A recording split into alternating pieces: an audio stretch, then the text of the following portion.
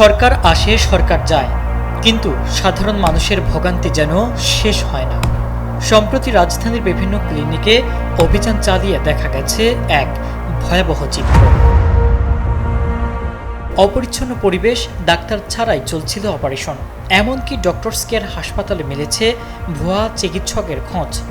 অনিয়ম হাতে নাতে ধরে তড়িঘড়ি করে সিলগালা করে দেওয়া হয় এই হাসপাতালগুলো।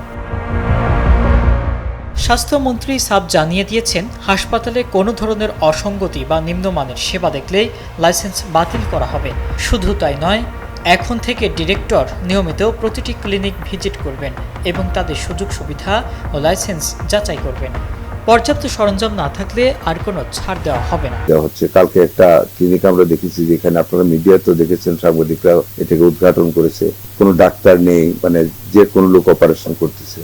অত্যন্ত আনহাইজেনিক অবস্থায় ক্লিনিকগুলিকে পাইছে। আমরা সিলগালা করেছি। আজকে থেকে আমাদের ডাইরেক্টর হসপিটাল বাকি সমস্ত ক্লিনিকগুলিতে ভিজিট করবে, তাদের লাইসেন্সগুলি চেক করবে, এক্সিস্টিং ডাক্তার আছে কিনা, সমস্ত যা যা থাকার দরকার এগুলি চেক করে, যেগুলি না পাবো আমরা লাইসেন্স বাতিল করে দেব।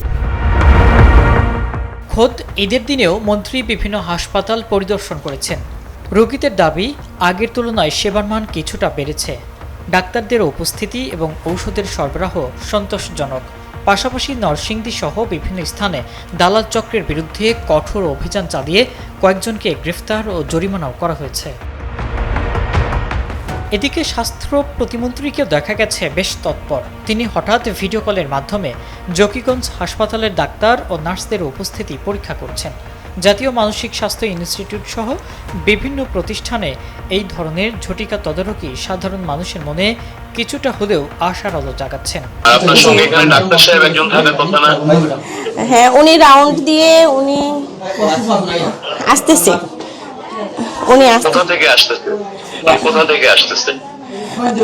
উনি হয়তো পাশের রুমে ওয়াশরুমে আছেন, উনি আসতেছেন, উনি রাউন্ড দিয়ে এখনই বের হয়েছেন। আচ্ছা, তো আসতে পারবেন নাকি আমি অনেকক্ষণ লাগবে? তাড়াতাড়ি চলে আসবেন। তবে সাধারণ মানুষের প্রত্যাশা, ভুয়া ডাক্তার আর দালালদের দৌরাত্ম্য চিরতরে বন্ধ করে দেশের প্রতিটি হাসপাতালকে সাধারণ মানুষের নিরাপদ আশ্রয়স্থল হিসেবে গড়ে তোলাই এখন সময়ের দাবি। ইব্রাহিম প্রামাণিক, ডেইলি সান।